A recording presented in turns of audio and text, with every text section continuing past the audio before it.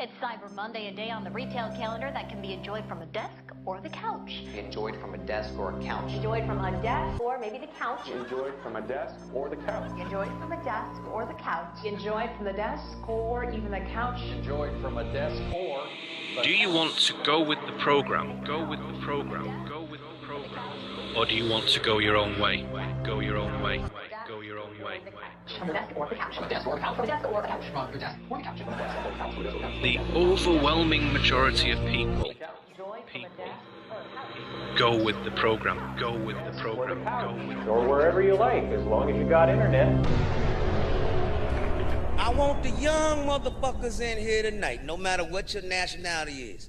Turn the motherfucking TV off for 1 week. And see if you can survive.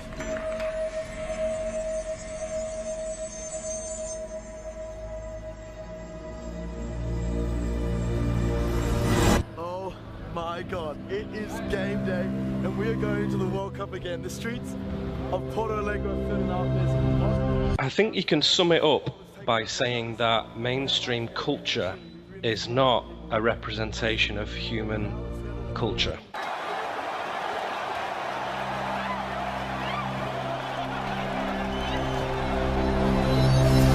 So the culture that we've known essentially for the last 2,000 years, let's say, you know, from the days of Greece and Rome and all that caper, right up to today in New York and Madison Avenue and Tokyo and London and Paris and Hamburg or wherever, the culture that emanates out of the West is not a reflection of human beings. It is a reflection of the empire. Sometimes I like to compare the European Union as a creation to the organization of empires. The empires.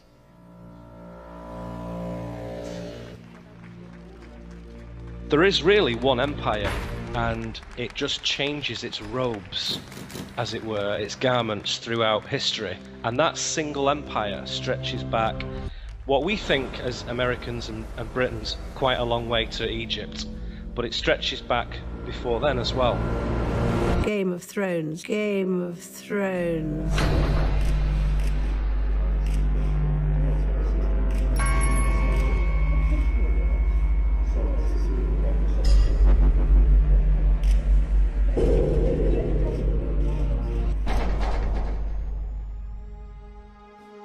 transmutation.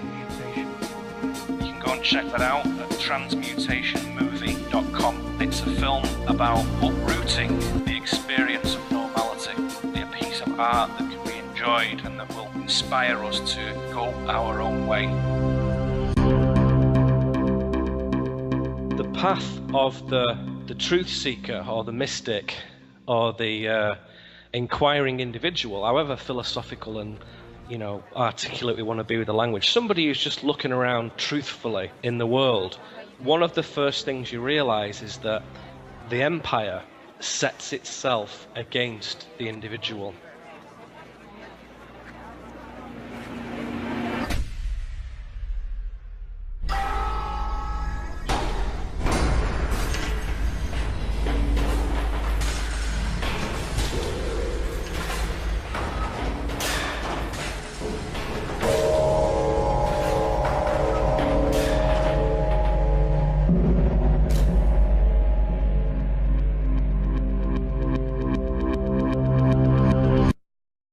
And so the only way to fit in is to stop being an individual.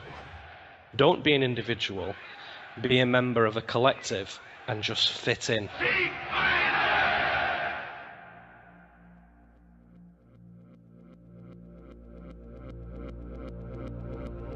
From time to time there's a resurgence where individuals say, hang on a second, no.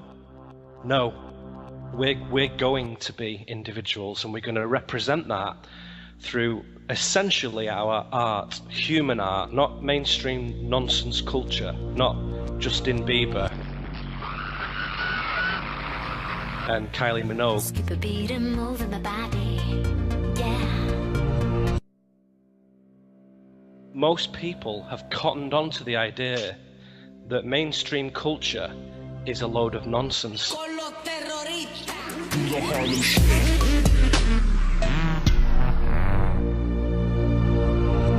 And they've started to generate their own subcultures. And one of those subcultures is what we call, you know, the alternative community, alternative thinking. I know when I show up at the farmer's market that the food is local, that it's good for me, and that my dollar is going basically back to the farmer who grew the food.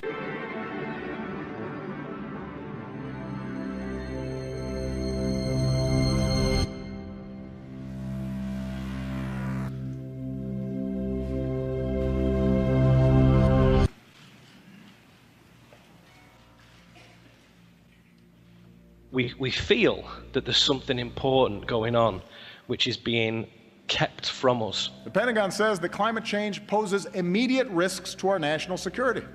We should act like it. And that's why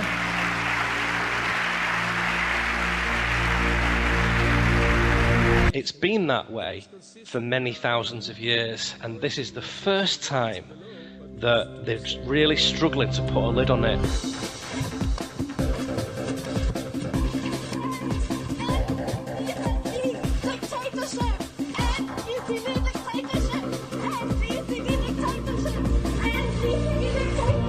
So that's the so-called waking up. It just starts off as a feeling, I think, amongst people. We would tend to associate darkness and control with periods of sleeping, periods of numbness. And we would associate awakening and freedom and truth with periods of light.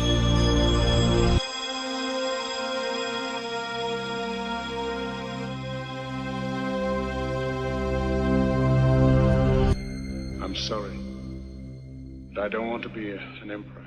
That's not my business. I don't want to rule or conquer anyone. I should like to help everyone if possible.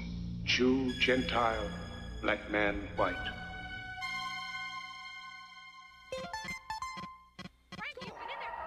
So the control level has shifted from physical, which it has been for a very, very long time, to psychological. So it now preys on the unthinking man, on the lazy man, and the weak man. You've been here since 5, 6 in the morning, standing in line to meet the one and only Hillary Rodham Clinton. Did she live up to your expectations? She did. She did.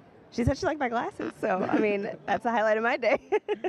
What are your expectations from Miss Clinton? That she just continues to be the role model that she is, and she continues to inspire women and affect change, across the world and the policies that she's been working on. Can you describe, like, what specific policies within that you support or that you're excited about?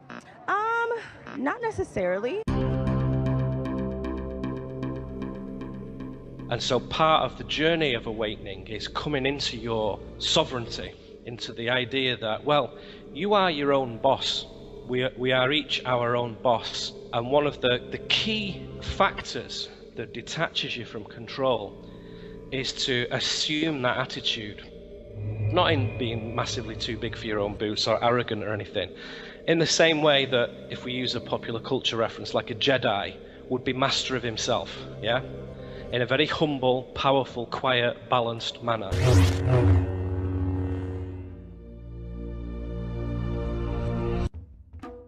You have to become master of yourself. You become master of everything about you. Achieve self-mastery in everything you have, and then nobody can sort of touch you, really. And that is the natural path of the human.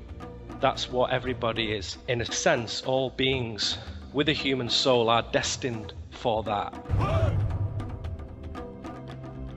I think once you get into the kind of vibe of generating your own culture and your own media and your own philosophy, you sort of come very quickly as a young man or a young woman to the conclusion that you think, I can do this.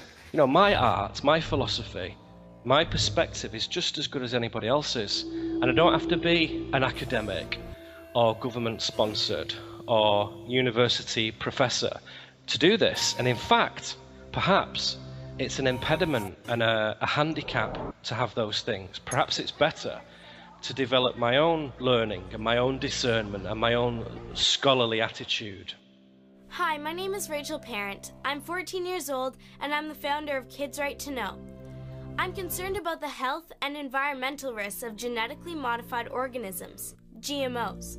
I believe that we all have the right to know what's in our food. And this is upsetting the system from the foundations up, because the very foundations of control are to uneducate the young people, which is what high schools and colleges and universities are explicitly for. That's what they're for. They prepare people for the workplace by de-educating them. That's what they do. This is the way we march to school, march to school, march to school. This is the way we march to school so early in the morning. This is the way we march to school, march to school, march to school. This is the way we march to school so early in the morning.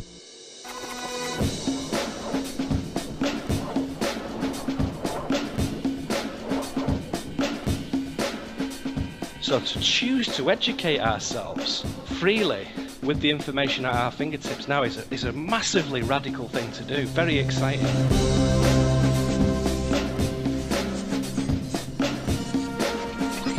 Your soul, in conjunction with the nature of this planet and the wider forces of the universe, wants you to go your own way. And that's the real mode of living that enlivens our will.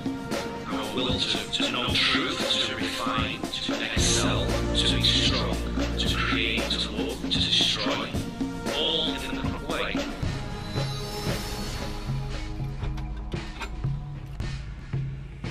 If you're locked up in a little room for 25 years, very quickly you learn that the first freedom is mental freedom, is your attitude. Open your mind. Open your mind.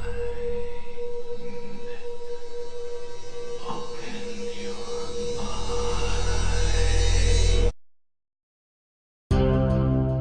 Yes, sir, wedding bells finally rang in the life of Margie Blake. Back from their honeymoon, she and Tim are headed for a life of wedded bliss, they think.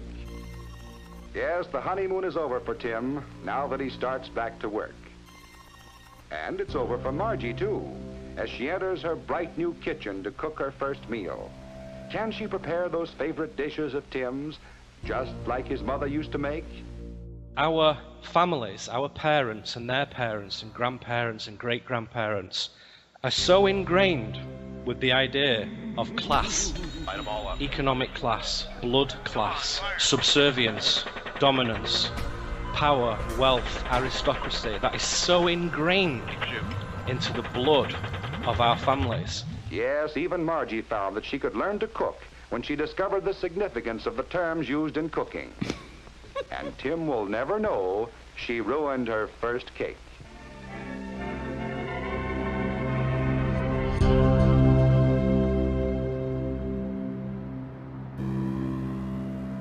We, you might say, are the very first generation, certainly mine is, who come along and say, well, yeah, whatever, I don't really classify myself based on my genetic heritage, nor do I evaluate myself based on my economic situation. Therefore, that immediately releases me from lots of systems.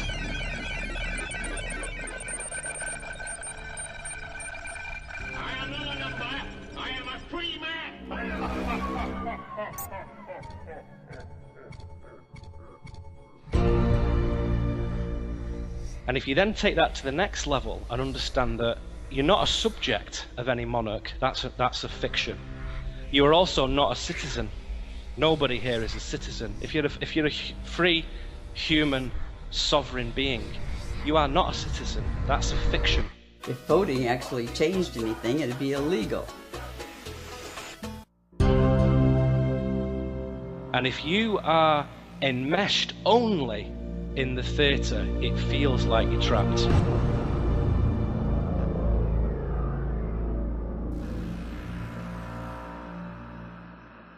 You just turn this one dial and you're tuned in perfectly. never watch the television. And so the path of the mystic, and this is a sacred and wonderful thing, is to see that that is not true, that you are not trapped in the theatre. Only your mind is trapped here. Open your mind. Once you've understood that process, and once you begin that unfoldment,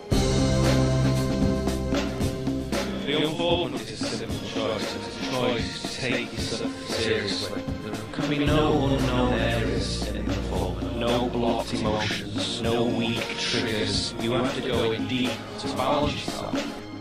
it attaches you to your true position of consciousness, which is not here. And to get there, you need to purify your mind, which is the whole endeavor of the mystic, is to do that one thing, to purify the mind to an extent where it locates the higher self and begins to withdraw its consent to its own bondage.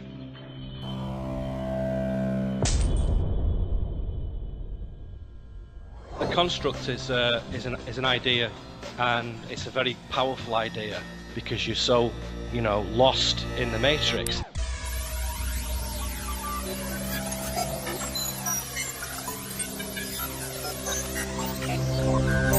When you see it from my perspective, you will also gain a different perspective, not only on the world at large, but also yourself. You won't just feel like, well, I'm a Homo sapien monkey man. That's me, that's what I'm doing, and I'm trapped in this nightmare world. No, that's a total fiction. It's a mental construct that you are agreeing to and maintaining with ignorance.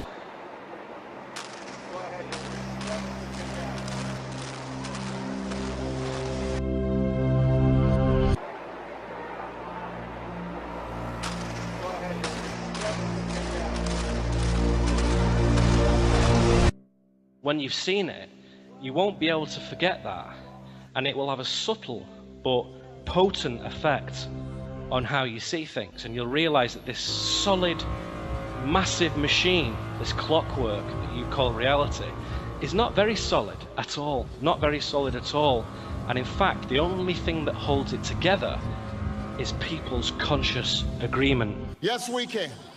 Thank you. God bless you. And may God bless the United States of America.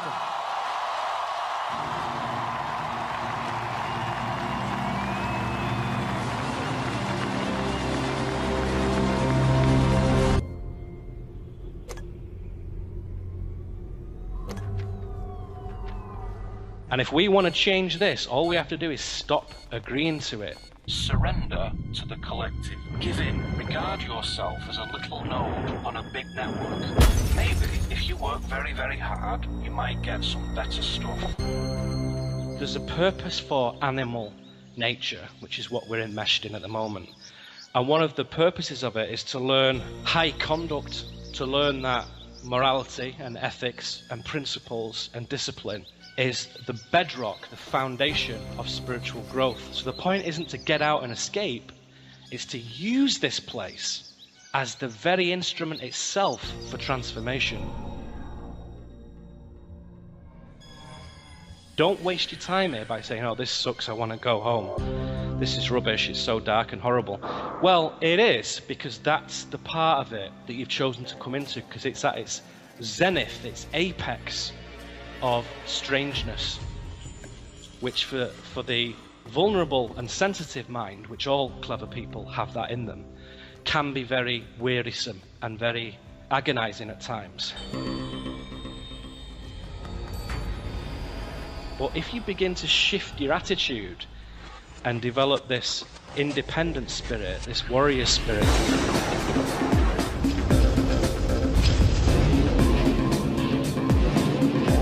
it's his attitude and his understanding of truth that gives him that power. Not his muscles, not some magical force, but his attitude to existence, to knowing that existence is basically cycles moving around one another, and that it is in itself entirely neutral. And most of the bad things that happen in this earth realm at the moment, and it's temporary, it will soon change, but right now, They are a result of our disownment of our own being.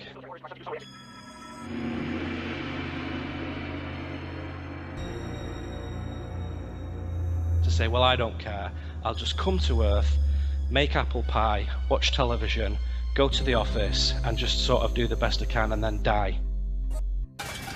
Well, that's how everybody starts off, but if you continue to do that, and 7 billion of us continue to do that, we end up with Barack Obama and George Bush and David Cameron and Angela Merkel and chemtrails and HARP and, you know, all this stupidity. That's what you end up with when you don't grasp your own determined life.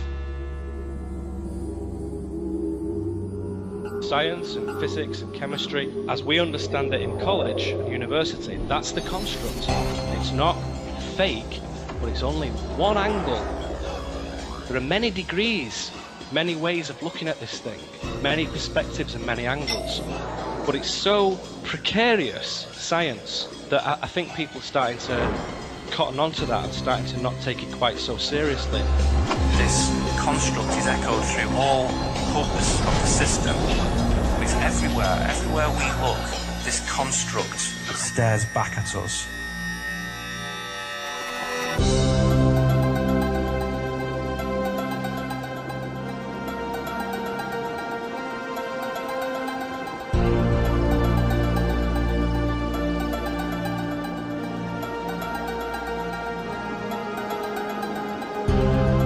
Now we're starting to understand that consciousness isn't this epiphenomenal little puke that comes with your brain.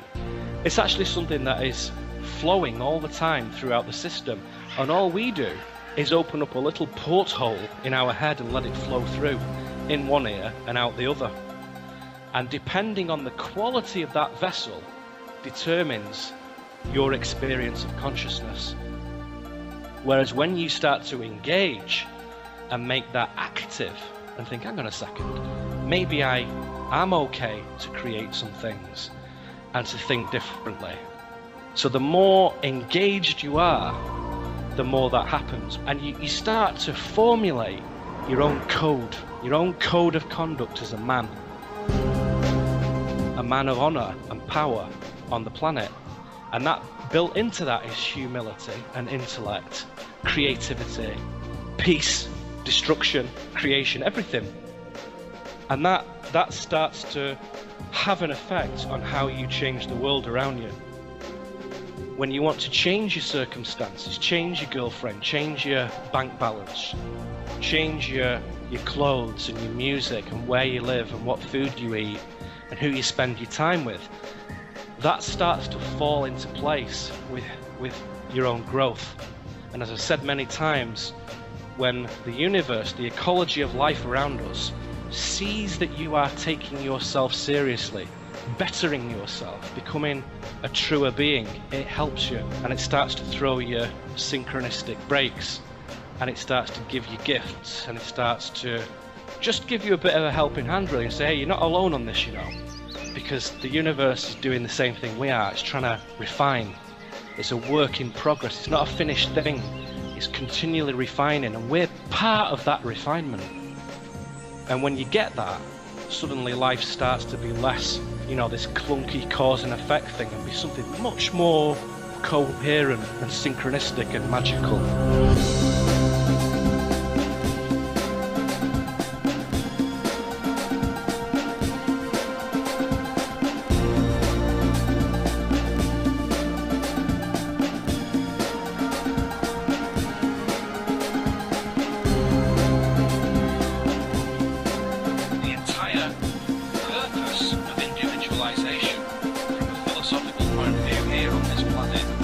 To give us the experience of selfhood, to give us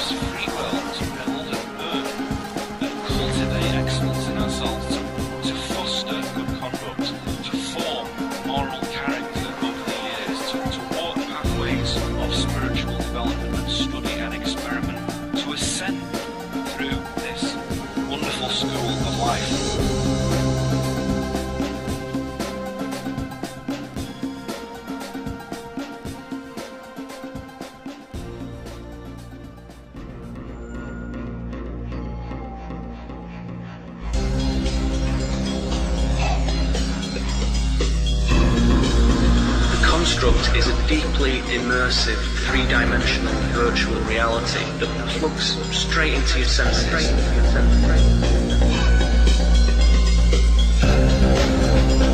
The construct is a map. Normality is the religion of the construct. When they start to lose faith in the construct, it begins to falter, it begins to lose its equilibrium. The construct is clever.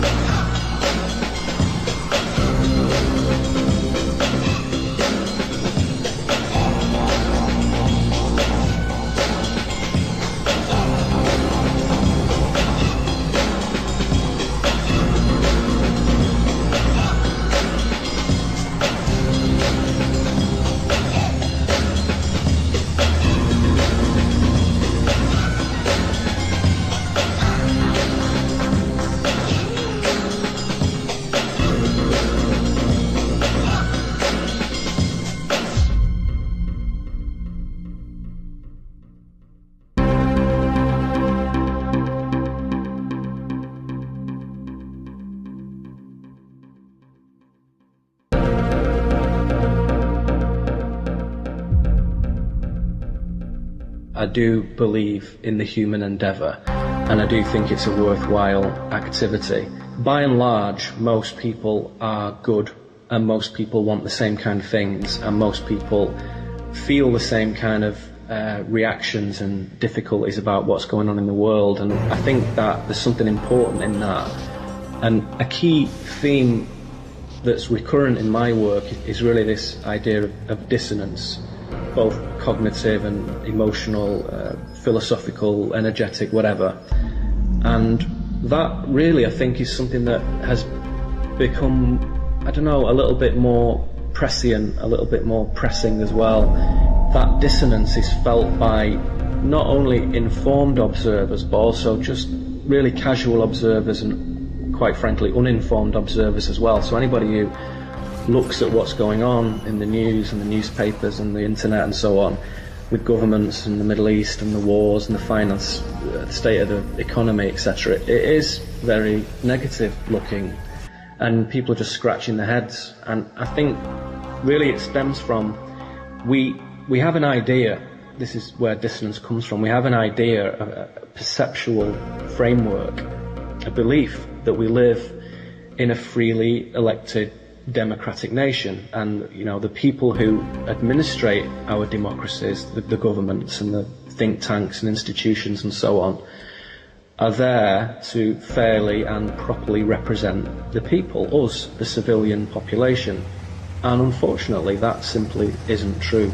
And no matter how you look at it, and how deeply and how analytically you scratch away at this thing and chip away into the substance of it, that is the case, that actually isn't true.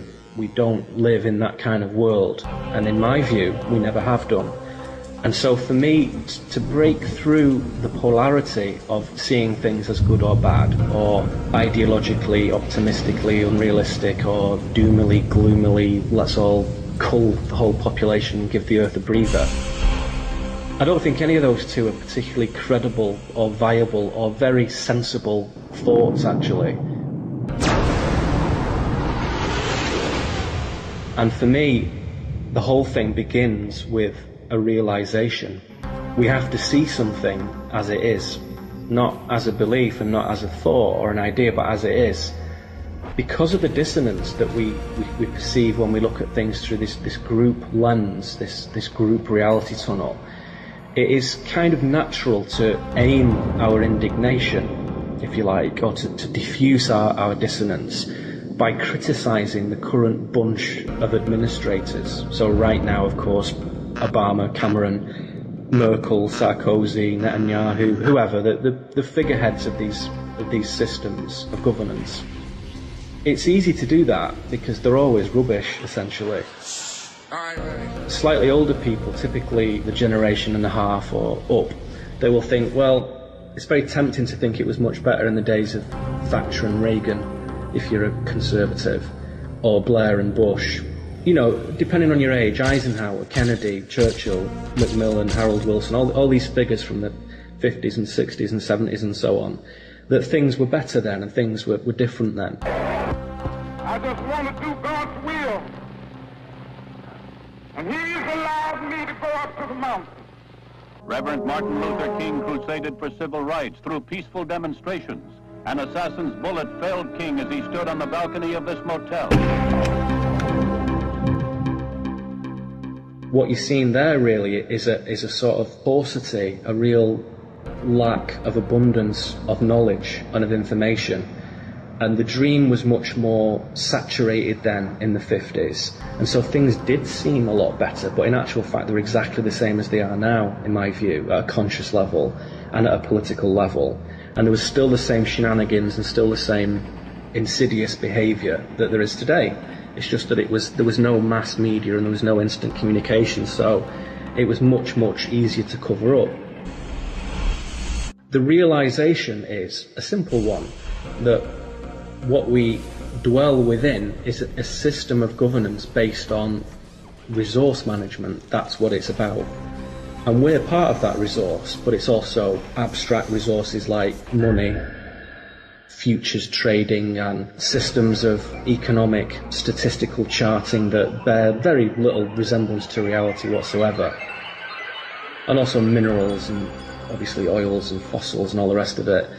And really, whether you want to look at this from a geopolitical perspective or realpolitik or esoteric perspective, New World Order, conspiratorial. I find it absolutely unbelievable that anyone in our government could have such a heinous or evil plot to strike their own people. Or whether you want to zoom out a little bit and see this as consciousness and a spiritual journey.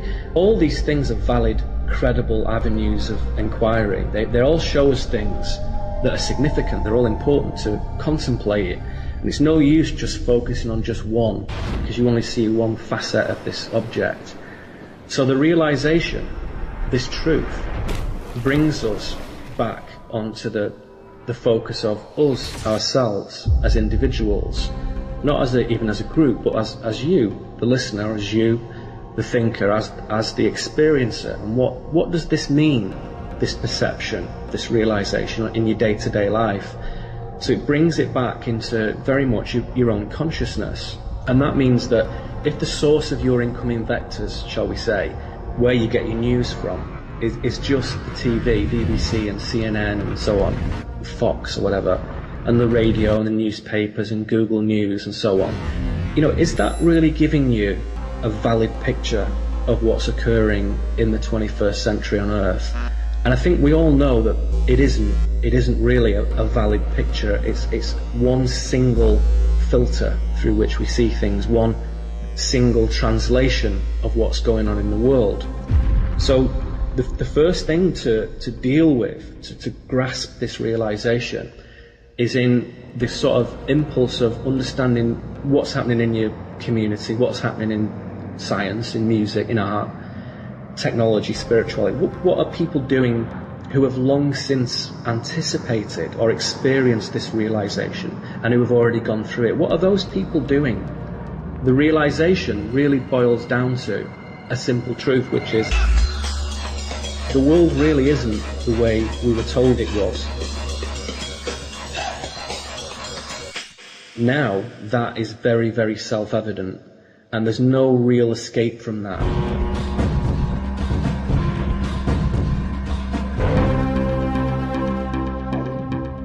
The problem looks very doom-laden when we imagine that the only way to solve that problem is by shuffling around the same pieces on the game board that represent that problem. And of course that isn't really a viable way forward, and various people have worded this in different ways, that you can't kind of solve the problem with the same consciousness or the same mindset that created the problem. Always with these things, it brings us back to what are we going to do in our own lives, because that's where the whole thing for me emanates from. Many spiritual philosophical systems and traditions and sects and so on have grappled with these questions for aeons, for many, many millennia. It's nothing new, this. It's always been like this. And it's not suddenly got a lot worse. It's just suddenly got a lot clearer. So the problem now is a big high definition issue right in front of your eyes. It's not a rumour. It's not a notion, and it's not a vague or faint possibility. It's something that is right there. We can see it. It doesn't function. The system is broken. Even within the main monotheistic religions, the Abrahamic religions, Christianity, Islam, Judaism, whatever, for me, the root of all these systems is a single spiritual discipline, which is aimed at the same things, which is liberation, clarity, cooperation, harmony, knowingness, and fundamentally understanding that the idea that when we rewire our inner landscape, that is the only thing that shifts the outer landscape.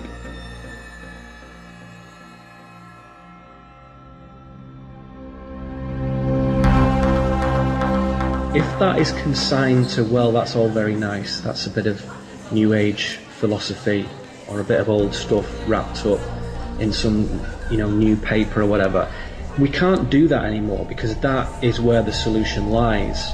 That dissonance that I speak of, that arises from the fact that we constantly seek to disavow this truth of the inner landscape of what we are and what we're doing here. And the longer we disavow that, the worse things get on the outside. So in a very, very literal sense, and I must admit even myself over the last decade or whatever, it's increasingly got this way for me, the outside is a very literal translation of what's going on the inside.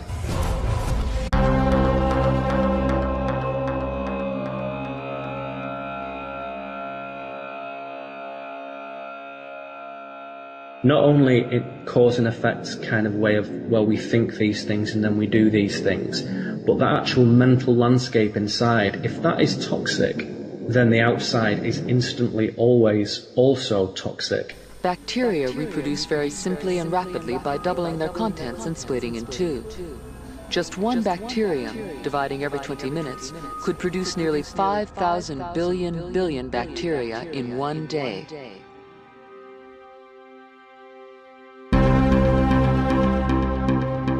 We have to go to that inner space to correct this problem, and that is where this solution and this issue lies for me. I remain extremely optimistic because our facility for transforming that inner landscape in a very real, hands-on, simple way, and all the different techniques and tools and tactics and strategies and so on, are very well documented, very well laid out, and despite various attempts to subvert those, the accessibility of that information and hide it and conceal it, hasn't worked. It's all still there, it's all over the place. But we're so accustomed to living a life which is very self-centered in the commonly understood sense, and very clinging to our own existence, that it seems an equation that doesn't add up for a lot of people. Like, what's in it for me if I go within? What does that mean? What you're talking about? How does that change the outside?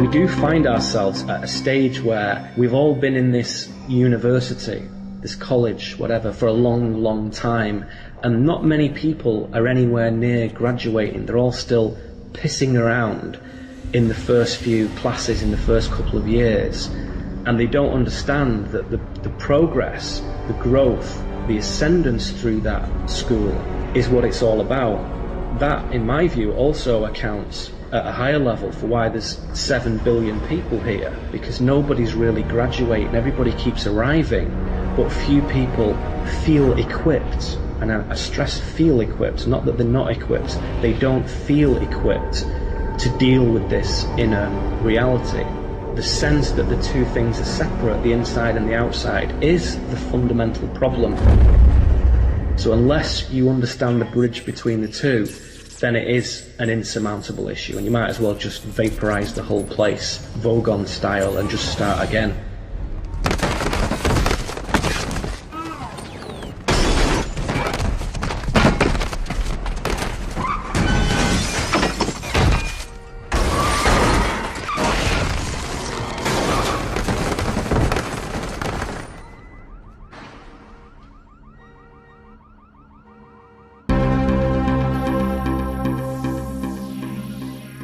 that is just a reboot. It doesn't actually correct the fundamental issue, and it will just recur again in a few million or billion years or whatever. So we might as well deal with it now. We might as well grasp the nettle now. When they start to lose faith in the construct, it begins to falter, it begins to lose its equilibrium. The construct is a deeply immersive, three-dimensional virtual reality that plugs straight into your senses.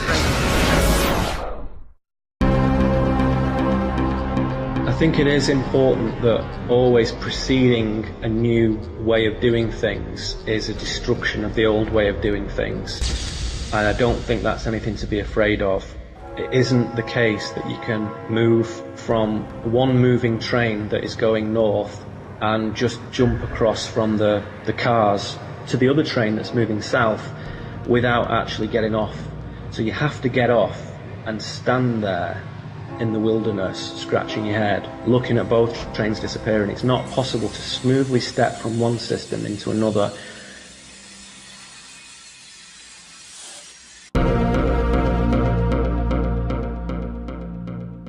There's always a point where we had a certain, let's say, equilibrium for a long time. A system, before it coalesces into something new, has to lose its equilibrium, and that is what we're seeing now. It's not a bad thing that this happens, and it's also not something that is entirely within the control of the powers that be, the elite. They're in a state of anxiety that is not far away from everyone else's, so it's not something that they are in total control of. Conspiracy people can kind of take the foot off the accelerator a bit, because it's not quite like that. It doesn't quite work like that. Things are fundamentally weird, and nobody really gets to pull the levers on every single thing that goes on. You can just steer things a little bit, surf left or right a little bit, and that's about it. So this disequilibration, to me, is a sign that the consciousness is changing. Where there was extraordinary deceit before that went completely unchecked, that's becoming less possible now in governmental circles and in elite circles. It's not so easy to do that anymore. So there is a fundamental shift in the power structures from localized pockets and states and counties and organizations and so on to hugely centralized edifices. And that's where a lot of the comment about division of the earth into just a few small sectors, like this huge European superstate, and the disintegration of the US dollar, which seems to be almost upon us, or if not has already happened, and there's just this surrogate just tiding us over till this Amero, this American Mexican currency comes in. All these ideas and things being put into place, contingency plans they are, contingencies for trying to accommodate this change. And for me, the best way to anticipate change is to actually be that change and to be part of that change.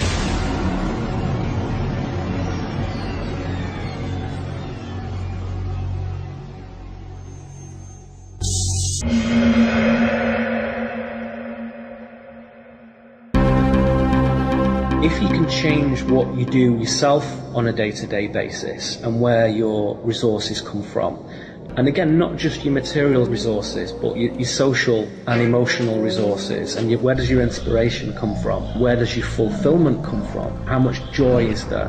Where do those things come from? How are you creating them? Or are you just expecting to consume them from elsewhere? Stuff moves through a system from extraction to production to distribution to consumption to disposal. So the idea of consumption being slowly diminished is a key resonator for me in these times, because people are not consuming in the way that they used to do.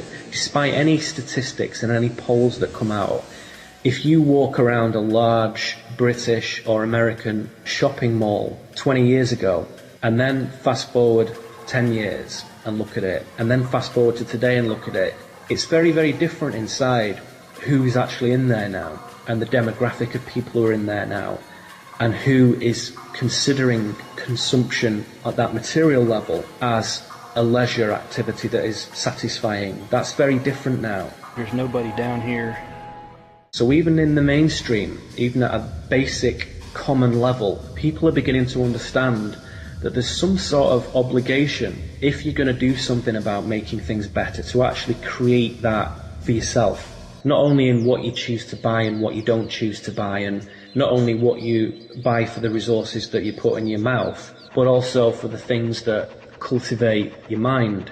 So the drop-off of watching cinema releases and believing popular music to be any sort of representative slice of what people want to hear is not purely due to digital revolutions and stuff. It's because people know it's fundamentally low quality, it's low fidelity, it doesn't actually give you anything.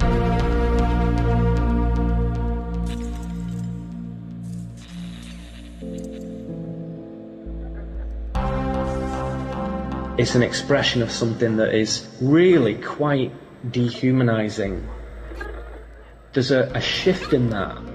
This state of disintegration, which is quite a natural thing, it's quite an organic thing, which precedes a new way of doing things. And what people aren't sure about is, well, I know I don't want to do this anymore, but hand on heart, I'm not entirely sure what I do want to do.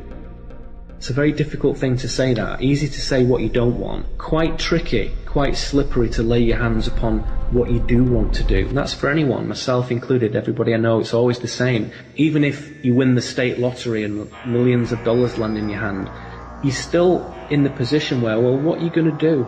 What are you going to do? Are you just going to luxuriate in material sensations? Or what are you going to do with that? How are you going to shift your growth in that respect? How is that going to change? Are you going to hide away? Are you going to try and escape? Or are you going to do something? So it brings us back always, this thinking, to the idea, which is crucial in understanding this, which is what I call the construct.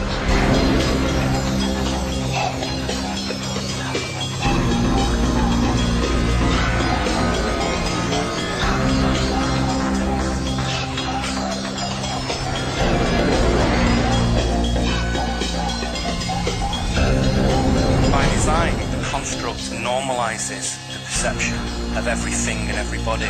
This conditioning, this construct is echoed through all hubs of the system. It's everywhere we look, this construct stares back at us.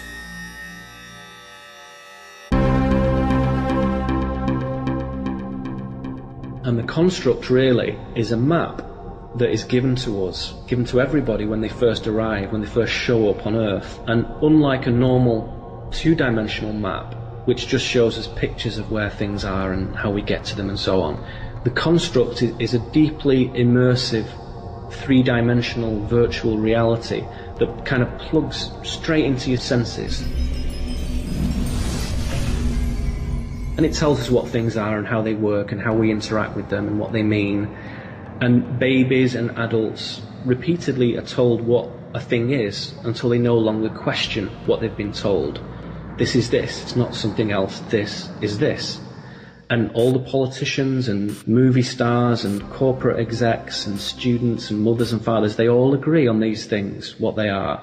All of them consent to this construct version of reality. And this is the way it is. It's not some other way, this is the way it is. And everybody follows suit, we all follow suit. And it's in this continual observance of the construct and its routines and traditions and customs that gives it its solidity. And repetition is a very, very important part of that. It's only by beginning to move away from that construct and actually reimagining what things are that you figure out something quite astonishing, which is we're actually full of ideas and creative ideas of what the alternatives look like. But you can't do that from within the construct. And I have this little phrase, you cannot change the dream from within the dream. You have to step outside of it to see it. It is that persuasive, compelling nature of the construct that stems from everybody's agreement with it, that it's the norm, it's the way things are, it's the real world. One could say that normality is the religion of the construct. So to move away from that is to risk being shunned, is to risk being a loony, or to be strange, or to be a cultist or something like that, or a new ager or whatever. And that is the thing that has to be overcome, that fundamentally what we see as normal is actually not normal. It's abnormal. And the way we've been doing things for many, many thousands of years is not normal. It's not the way people want to live, and it's not the way people want to behave. And it's this flipping that over on its head to make those apparently negative things positive. That's what gives the construct its hive mentality. And this is precisely what it relies upon for its kind of structural integrity. And it's only where a certain threshold of people, a certain frequency of consciousness, when they start to lose faith in the construct, it begins to falter, it begins to lose its equilibrium. And that's what we see happening now. People are losing the faith in what it is. So what the construct tries to do is immediately offer an alternative, because it knows that most people don't realize that they can do that themselves, that you don't need anyone else to do it for you. You can do it yourself. But the construct is clever, and it knows that people don't realize that, because we've been taught to believe that really we're just biological machines and we don't really generate anything, we just try and make the best of what we've got. It doesn't work like that. It really does not work like that. We have to say a very simple thing. We have to understand something here. Why question what is commonly considered to be the best map of reality, the construct? Why walk away from that when that has represented the sort of received wisdom of thousands of years of human history? Why would we walk away from that? And for me, there's 3 points there, 3 answers. The first one, on a collective level, the historical story of human beings on this planet has not been a very sane narrative, and it's full of pain and hardship. And those things have become so common, so commonplace, that we're tempted to think that that's just the way it is. That's the way things are with human beings. The second point is this: on an individual level, we are compelled to realize that the construct is not our personal map, it's someone else's. So the way we see reality through this group tunnel is not ours, it's someone else's. So it may not, therefore, be best suited to our own individual journey. And the third point, on a metaphysical level, and this is really important, I want to be very clear about this, with a bit of contemplation and a bit of stillness in seeing this, it is very clear that we have habitually come to confuse our description of reality, the construct, with reality itself. As has been pointed out many times by many people throughout the years, the map is not the terrain. The Hindu spiritual sages obviously referred to the fake map as Maya, a beguiling concealment, they called it. And that is very much what the construct is, but it's become less organic even as that concealment. It's very synthetic now. But at the inner level, when we're completely authentic with ourselves, we all know full well that the human story has gone off track a little bit, and the system under which we operate does not serve us very well, and it never has done. Here comes the cop, and now watch. Does it look like he... Boom, boom, and now to the ground he goes. And so it is time to do things differently, and that begins with moving away from the construct.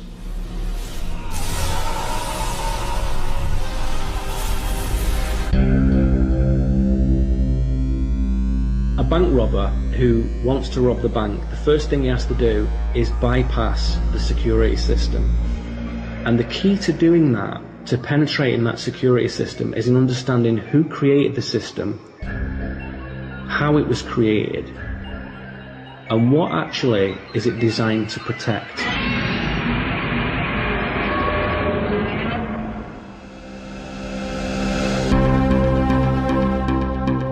And so the construct has to be viewed in that sense. Who created it? How? What is the construct designed to protect? Because there's an organic element to it, which is part of the mystery of being on Earth, to perceive that. But there is a definite synthetic element to it as well. And it's that synthetic element that deserves our analysis. Very often we can say that the left brain impulse in humans to label and categorize and file and turn everything into this huge taxonomy, this hierarchical system of classification, doesn't really help us hugely in that respect. And so we have to exercise the right brain impulse a little more, the intuitive impulse, the creative impulse. If you accept the taxonomy, the structure, the hierarchy of the construct, and you agree with that, then it appears that you get a lot of freedom within it, because you can choose from this sort of vast shopping list of things. You know, name what you want and it's all there. You can drive what you want, live where you want, drink and eat what you want, play sport, vote, have sex, join the army, join the Masons, whatever you want to do. You can do anything, whatever. That's the genius of the construct, and it feels like freedom when you can select from its shopping list, but it is not freedom. That overwhelming degree of choice really deters people from any further contemplation of what real liberation is, what real freedom is. It's only by moving away from that construct that we begin to understand that we do have our own choices, and you only know that when you begin to do it. And the easiest way to do it, to begin that inching away from it, because it's not wise to entirely jump out of it if you've spent your whole life there, because it's too much of a shock. It's like jumping into a freezing cold ocean. It's just a massive shock to the system, and the impulse is just to jump right back out again. So you have to do it little by little. It's a prudent way of approaching it. And the way to do that is to move away from its media, is to move away from its broadcasts. We'll do it live! Fuck it! Do it live! I'll write it and we'll do it live! Fucking thing sucks! In 5, 4, 3. They do not represent actual reality in any way, shape or form. The filters of those broadcasts are so at odds with what's actually happening in the world that it really deters us from seeing clearly from our own filters, from our own way of looking at things, and it creates a sort of noise. So we have to decontaminate ourselves from the mainstream media, and that's a very powerful way of doing that. Not just don't watch TV, the whole thing, everything.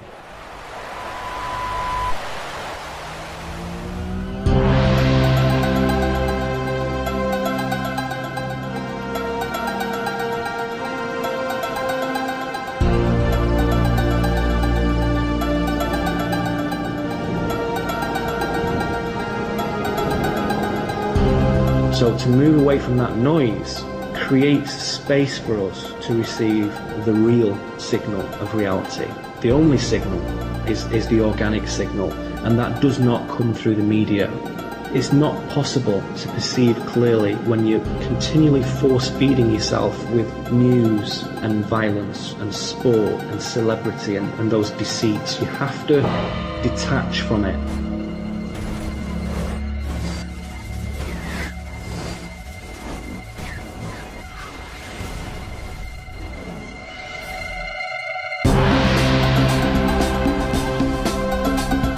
A very wonderful thing happens, which is that your view of reality begins to shift to a real one. So you still see the black and white and the grey, you still see the positives and you still see the negatives.